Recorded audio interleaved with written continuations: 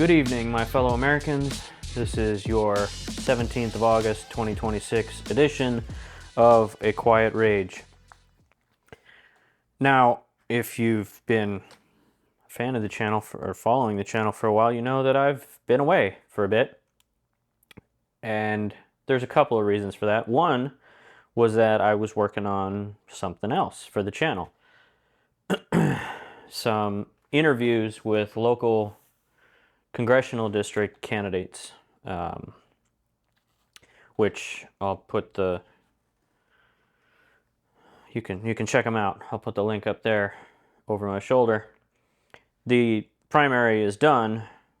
Elaine Luria won the nomination and still hasn't gotten back to me about an interview, but that's fine. You know, whatever. So there was that. And there was also a minor incident, and I'm gonna talk about that in its own episode. Obviously, I'm fine. Anyway. I'll get into that in a later episode. But if you notice that it's been a while since one of your favorite personalities, creators, content creators, I don't know. If you notice that somebody drops off the map, don't be afraid to reach out, say, hey, what's up? There's only 133 subscribers on this channel right now, so it's not like I would have been taxed. Anyway, I'm back now, and I think it's fitting that we start a new season, I guess, of this channel, talking about what's going on right now with the USS Abraham Lincoln CVN 72. So she deployed 8 months and 26 days ago on November 21st, 2025. Since then, they have had one port visit, which was about 3 weeks later, not even, in Guam for 2 days. Now, I'm a big fan of Guam. It's the happiest place on earth. But 2 days in Guam is not enough, especially when you consider that there was a good section of the crew that had to stand duty on one of those 2 days. So for some people on that ship, they've had not even one full day off the ship, go have a beer, see somebody that's not also wearing the same uniform as you, buy some souvenirs. A big part of selling the Navy to high school students is get out, join the Navy, see the world. That used to be one of our slogans. Our slogan. Let me, just in case there's anybody that doesn't know me that's watching this channel, that hasn't watching this episode, that is new to the channel, doesn't understand, these posters, I don't just have these up because I like the aesthetic, okay? I'm not some 40-something guy that just really got into submarines. This is my dress blue jumper top. This is the uniform that I wore with my gold chevrons, my sonar technician rating patch, my 20 years of service stripes, my Liberty cuffs. Oh, where's this? Oh, yeah, this side. My UIC, my rocker, command comm sub pack. That was my final duty station when I retired. Here's my ribbon rack. I'm not doing any of this, by the way, to brag or, pump myself up. I'm simply showing this stuff so that you understand I know what the hell I'm talking about, okay? This is my ribbon rack. And it's not, I'm missing This is not even accurate. I'm missing a star, one gold star. Pretty sure. I don't know. I don't care about this stuff anymore, really. These are sea service. This is a sea service ribbon with multiple 4 stars. I've been at sea. I've done some things. I've seen some things. And these are the submarine dolphins with which I was pinned on the 25th of May, 2003. And I know that because it's engraved right there on the back. These are my dolphins that I was pinned with. And one of the original frogs pushed through. Some of you will know what that means. So I show you all of that to establish I know what I'm talking about. Okay? I am not, I've said this before in other episodes, I am not a military expert. I have a military expertise, and that is fast attack submarines. I was deployed on 3 of them over my 20-year career.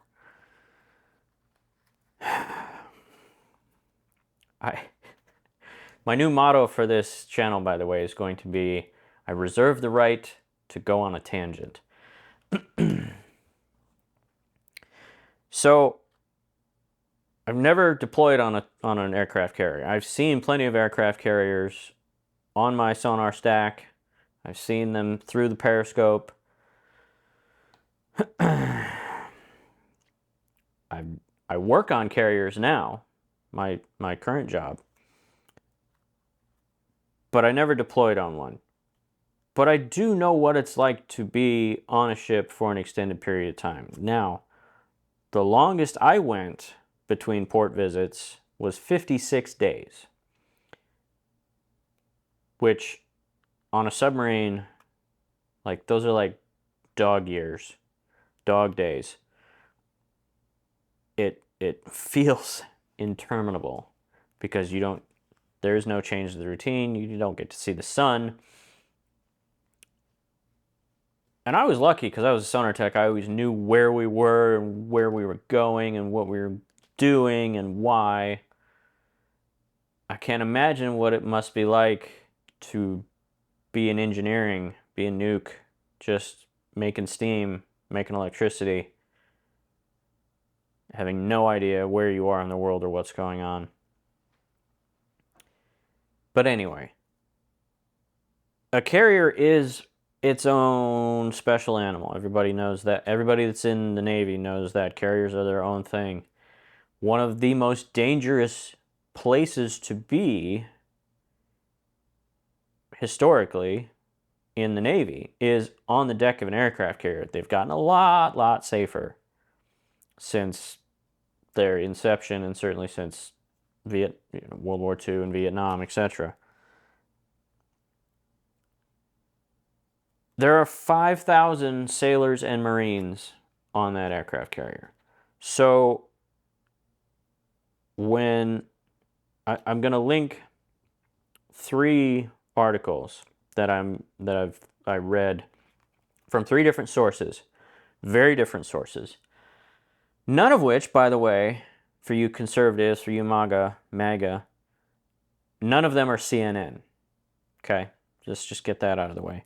I'll tell you what they are. The Military Times, which is not actually affiliated with the military. It's not. They call it Navy Times, Army Times, Military Times. It's all they have close relationships with the military, but they're not. It's not a military. It's not even a federal or a government organization or company. Anyway, another one is The Hill, and the third is Aljazeera. So 3 very different sources, and in The Hill story, they interviewed retired Admiral Mike Mullen, who was the Chief of Naval Operations from 2007 to 2011. A 4-star admiral. He was the boss. So, and he started as an ensign, went all the way to admiral. So he spent plenty of time in the military, in the Navy. He knows a thing or two about a thing or two. And he said there's what we're hearing from the administration, there's what we're hearing from news sources and family members and people on board, and somewhere in the middle is the truth. And I agree with him. And with 5,000 sailors and Marines, 5,000 of anything, you're going to have some mental health issues. You're going to have, I mean, it's not uncommon, honestly. It's not uncommon during a deployment, regardless of the length, with 5,000 people, regardless of the mission, it's not uncommon to have some people attempt to jump overboard. It is an unfortunate truth about carrier life. It's very stressful. There's a lot of people there, and some percentage is going to have small percentage is going to have problems. And, maybe they get a Dear John letter while they're out there, girlfriend, wife is leaving them. And who knows what it might be.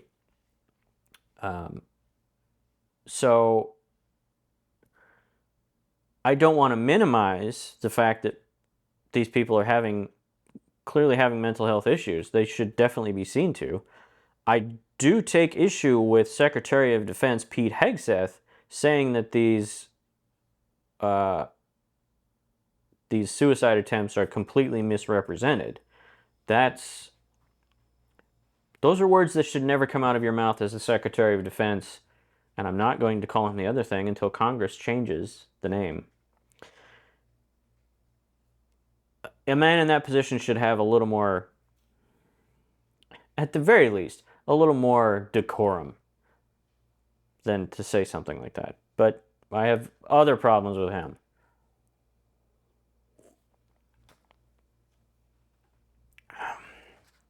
So, there are mental health issues. And, I mean, an aircraft carrier doing flight ops, it's not just that when you're on the deck conducting flight, directing planes, moving planes, in the hangar deck, moving planes around, doing repairs.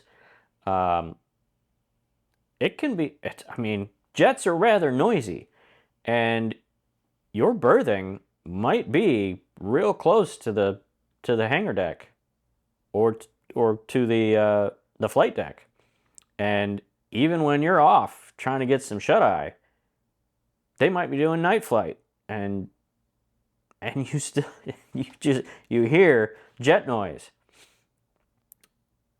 It's a stressful environment, and they've been doing it for 8 months. Granted, there was a transit time. Obviously, they weren't, doing combat missions from San Diego to Guam, from Guam into the Gulf. But since they got in the Gulf, they've been conducting combat missions. And here I go on a tangent.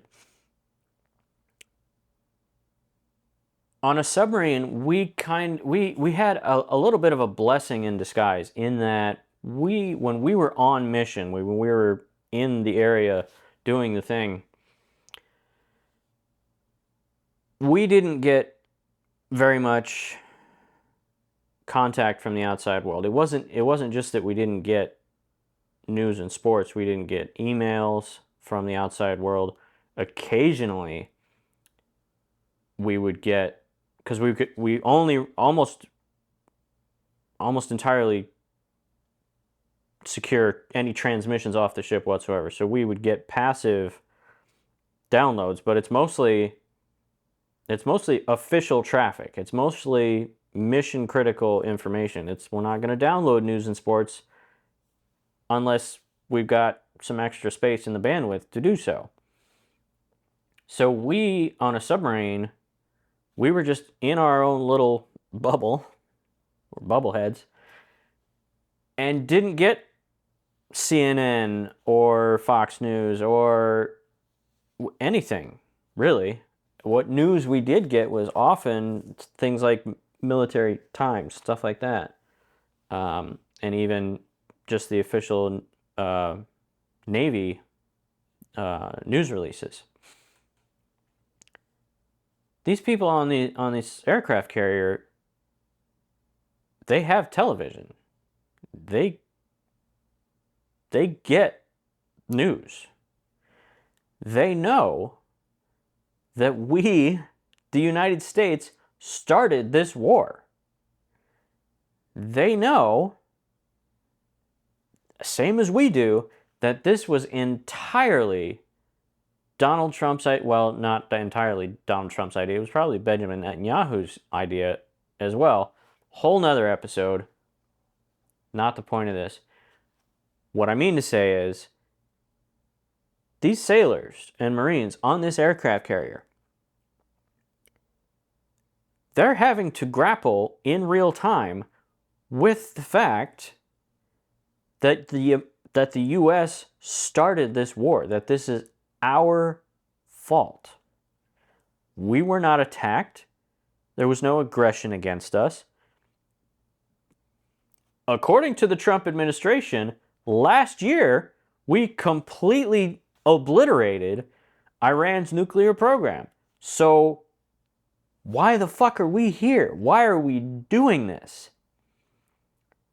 So it's not on top of the regular stress of just being a sailor, underway on a ship, being on an aircraft carrier, launching and recovering aircraft, repairing aircraft. On top of all of that, they have to grapple with the understanding that this is a war of our own choosing, that our country started this. We are the aggressors, and we have, very early on in this war, killed numerous civilians. We bombed a children's school. They know all of this. So they have to deal with the fact that essentially they're taking part in war crimes. I can't imagine. Now, I served during the Shock and Awe campaign, the Iraq War, Operation Iraqi Freedom, Operation Enduring Freedom.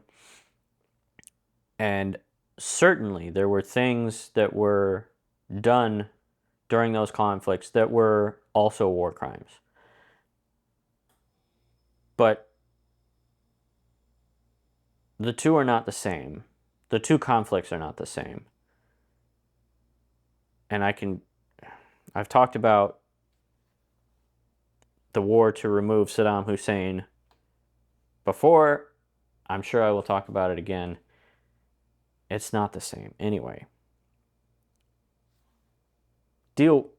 Let's stay with the situation at hand. If you're a civilian, if you've never served in the military in any form or fashion, I don't want to hear anything from you unless you are headed straight for a recruiting station to sign up yourself. Period. Full stop.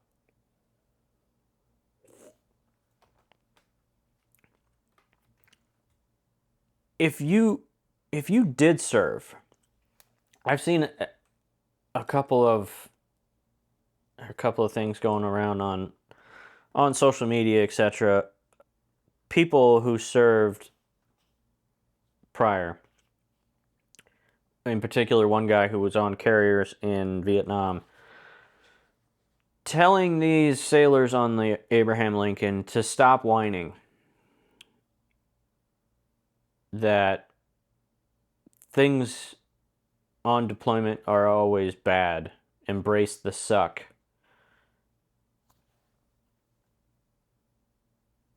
If you're one of those people, if you served before and you are engaging in the struggle Olympics, you're trying to say these junior sailors these days, they don't know what tough is. They don't know what hardship is. They should suck it up, embrace the suck. Shut the fuck up.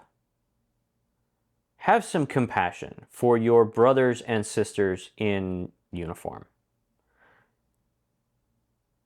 We're all supposed to be part of a fraternity here, right? In the good sense of the word. We're all supposed to support each other, right? That's the military. Part of the military ethos is, I got your back and you got mine. If you are taking to social media and trying to tell these sailors on the ship right now to suck it up because somebody else has it worse or had it worse, shut the fuck up. You're not helping anything. My first duty station was Pearl Harbor, and that was very helpful to me because there were times when I was having a shitty day in port and I could go topside for a little break and I could look down to the Arizona Memorial and internally realize, you know what? This does suck. Today has been rough, continues to be rough, and looks like it's going to be rough for another few hours or so. But over there, the Arizona Memorial was a reminder to me internally that, yeah, it could be worse. There are worse days in the Navy.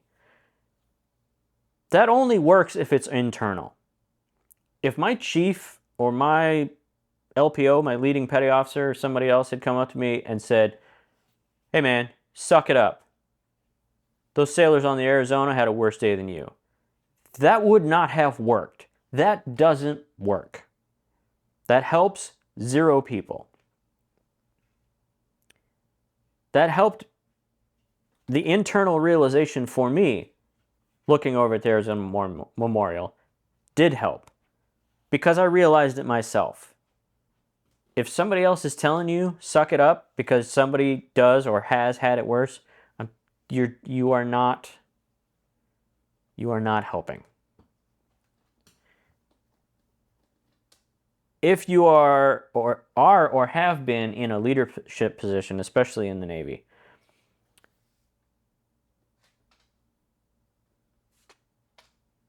and you are responding in anything other than a compassionate and empathetic way to what these sailors are going through on the Abraham Lincoln, if your response is anything but empathy and compassion, you're fucked up. You are wrong.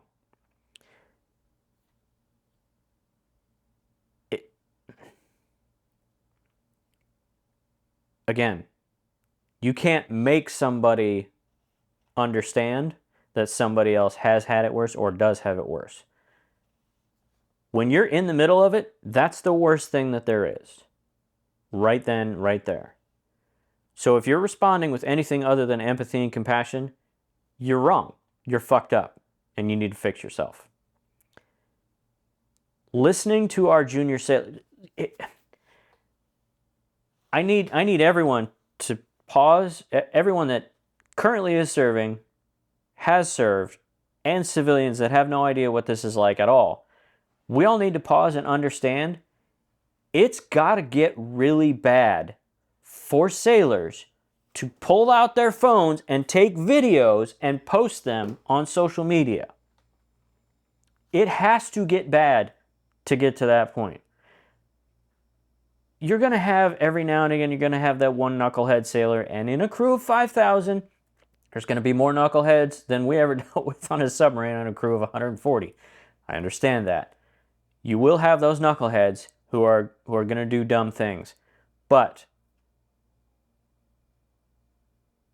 for these sailors to jump the chain of command and go straight to posting videos on social media, this is a problem. Because sailors are taught, you don't skip the chain of command. If you've got a problem, you go to your LPO, your leading petty officer. If you continue to have a problem, you go to your chief, your division officer, the department head, executive officer, commanding officer if necessary. There is an inspector general. which you can also go to. These sailors feel like they have no recourse in their chain of command. Whether or not that's true doesn't matter, because that's the way they feel. Somebody, if they talk to somebody, they didn't get an appropriate response because they feel that the only thing they can do to draw the appropriate level of attention to this problem is putting videos on social media. And the one of the sailor walking around with his camera phone in the bathroom, in the head, showing you how filthy it is, that's a sailor who's telling you he wants to clean. And the reason they can't is because they don't have cleaning supplies. They don't have disinfectant. They don't have cleaning sprays. That's a problem. Something I actually know a thing or two about. As a sonar tech, we were the cleanest division on board. And you ask anybody, sonar tech stands for shower tech after all. Or I should say ST stands for shower tech.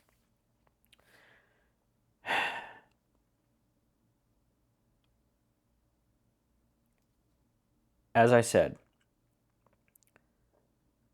if you're responding with anything other than empathy and compassion to what these sailors are going through, they've been out for 8 months with one port call that was 2 days long.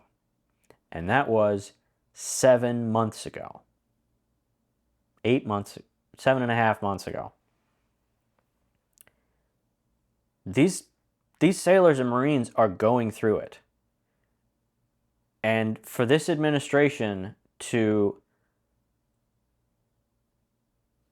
hand wave Pete Hegseth things, saying things like war is hell, you gotta just war.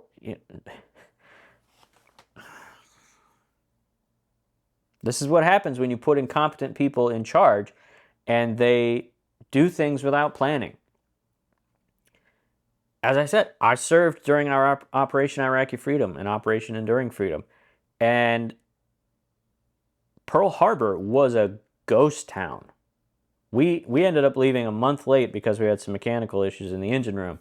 And there was nobody around. Every destroyer, every cruiser, every submarine that could sail had. And we did as soon as we could. Pearl Harbor was a ghost town. We had plenty of food. We had plenty of cleaning supplies. Why? Because despite all the things that went wrong with Operation Iraqi Freedom, you can't say we didn't plan for it. We knew what we were doing. At least to start with. We knew what the mission was. And we knew we had to execute, and we knew we had to be planned and ready and supplied. And we were. And things break down. That happens. Absolutely. But when you can't get some Simple Green, when you can't get some disinfectant spray for the head, that's a problem. And it's only going to get worse because that means people are going to get sick. And when people get sick on board a ship, it spreads like wildfire.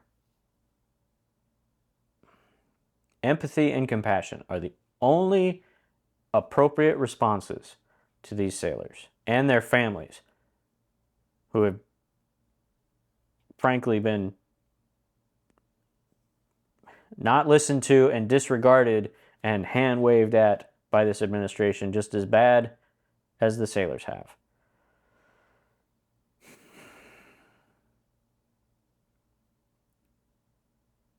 And I saw something, I only saw the headline, I didn't read the story, but apparently, according to the headline, Iran is saying that the Strait of Hormuz will remain closed until Trump leaves office. So that's great. That's fun. We did that. That's our fault. Our country did that. I've rambled long enough. I've gone on enough tangents. If, like me, you understand that struggle is not an Olympic sport, and that compassion and empathy are the appropriate responses to sailors telling you shit's fucked up out here, then keep your powder dry and keep your quiet rage. And good night, my fellow Americans.